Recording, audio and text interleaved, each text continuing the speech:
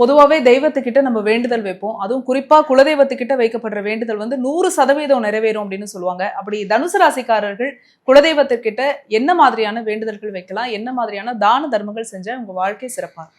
தனுசு ராசிக்காரர்களை பொறுத்தவரை தோற்றது பணத்தால் அல்லங்க, நல்ல மனச தவறான மனிதர்களிடம் கொடுத்த காரணத்தினால.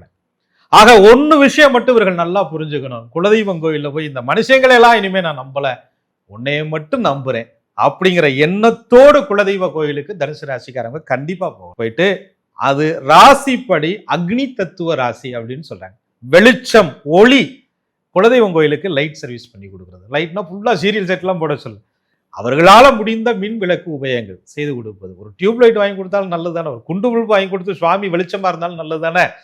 சுவாமிக்கு தேவையான எண்ணெய் பொருட்கள், தீபத்திற்கு தேவையான திரி, எண்ணெய் பொருட்கள் இதெல்லாம் வாங்கி சுவாமிக்கு கொடுப்பது. அபிஷேகங்களுக்கு பயன்படக்கூடிய பொருட்கள் கொடுப்பது. யாகசாலை, அக்னிங்கிறது என்ன? குலதெய்வம் கோயில கும்பாபிஷேகம் நடத்துறாங்க அல்லது மாதாந்திர வேள்வி நடத்துறாங்க, யாகம் நடத்துறாங்க. யாகசாலை, அக்னிகுண்டம், அதற்கு தேவையான மூலப்பொருட்களை வாங்கி கொடுக்கிறது. அதை யாகத்தை செயல்படுத்தக்கூடிய அந்த வேதியர்களுக்கு, மந்திரம் ஓதுபவர்களுக்கு, பூஜாரிகளுக்கு அவர்களுக்கு தேவையான கைங்கரிய உதவிகளை அந்த ஆலயத்துல செய்து கொடுப்பது.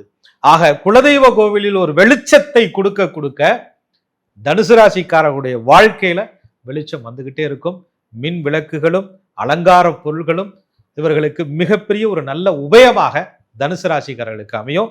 காலச்சக்கரத்திற்கு பாக்கிய ராசி, பூர்வ புண்ணிய ராசி. புண்ணியம் செய்ய செய்ய தனுசு ராசிக்காரர்களுடைய புண்ணிய பலன் வம்சாவளிக்கே, குடும்பத்திற்கே, குலத்திற்கே நிச்சயமாக வந்து சேரும்.